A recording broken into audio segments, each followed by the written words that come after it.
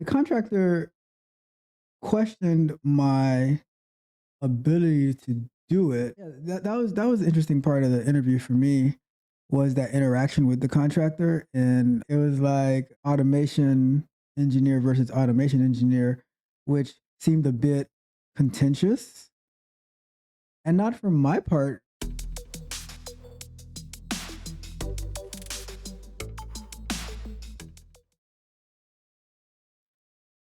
Welcome to Technical Coaching with Ralph. I wanted to take a few minutes to share with you about one of the interviews I had a few months ago.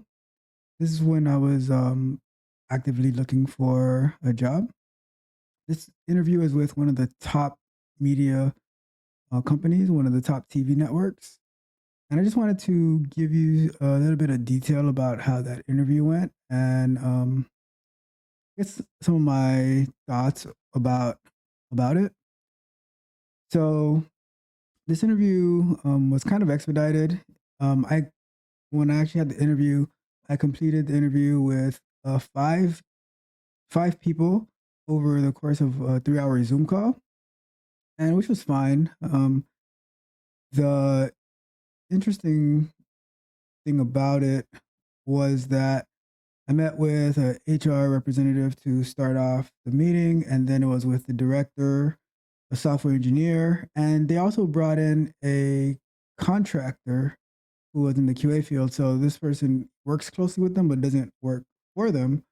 But he had a somehow he had a big influence on the interview process. This contractor was also like overseas, so he was an offshore contractor who primarily worked in automation and QA. So that's probably part of the reason that they brought him in.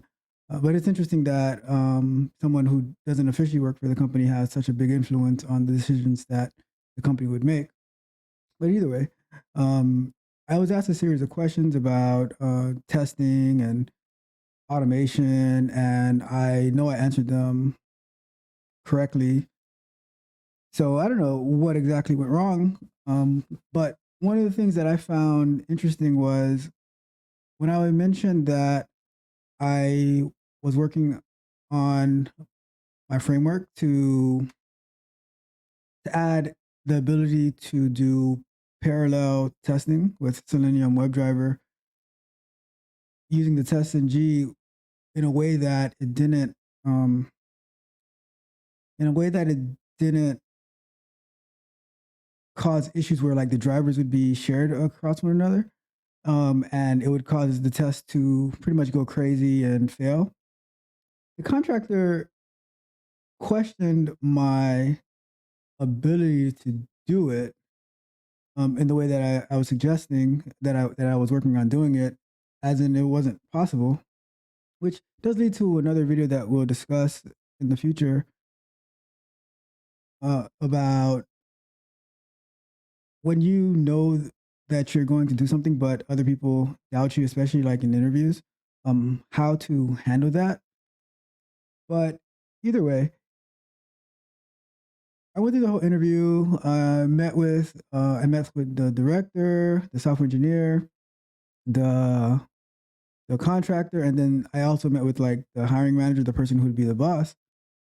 And the interview seemed to go well, although it wasn't there wasn't like any technical project that was part of it. It was all about like the typical looking for the standard automation type questions about selectors and classes and all that all that basic stuff like the page object factory. Like all this stuff is I've done it so much that it's like the back of my hand. But a lot of times where certain people they learn how to do automation a certain way, they become very close minded in the answers that they expect. Like you have to do it this way, that way, and that way, and that's the answers that I expect.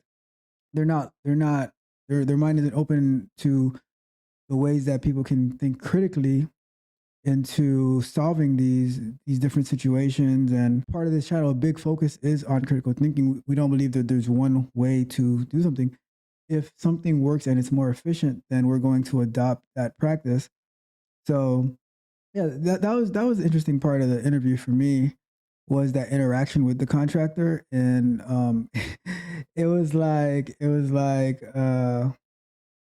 automation engineer versus automation engineer, which seemed a bit um, contentious, and not from my part because I was answering questions that were asked.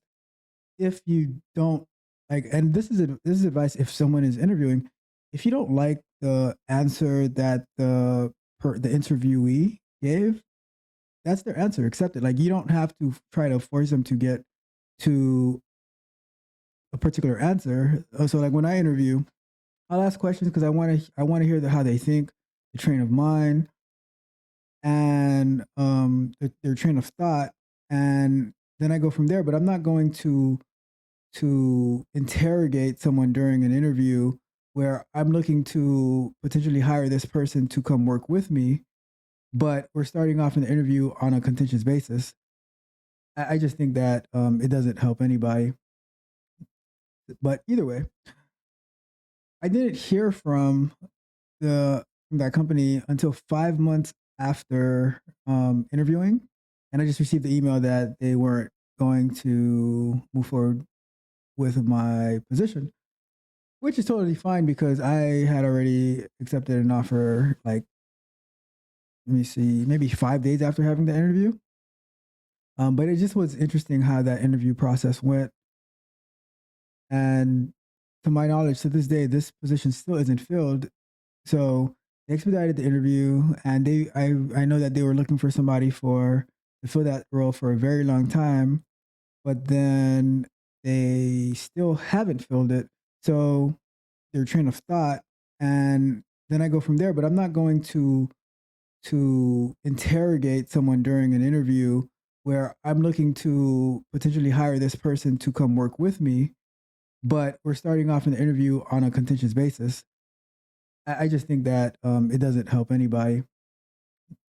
But either way, I didn't hear from that company until 5 months after interviewing, and I just received the email that they weren't going to move forward with my position, which is totally fine because I had already accepted an offer. Like, let me see, maybe 5 days after having the interview.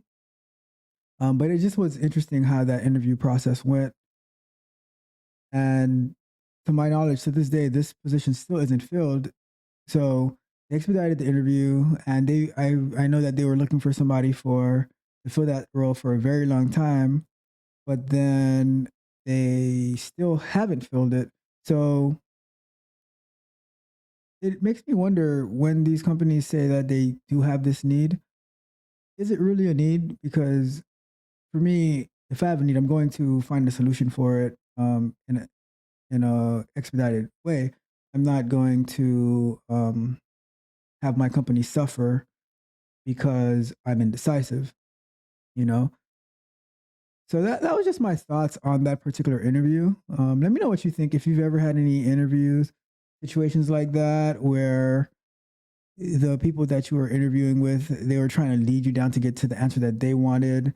Like if they were reading off a script or something like that. I mean, when I interview, I have a set of questions that I ask, but I'm not trying to force anyone to give a particular answer.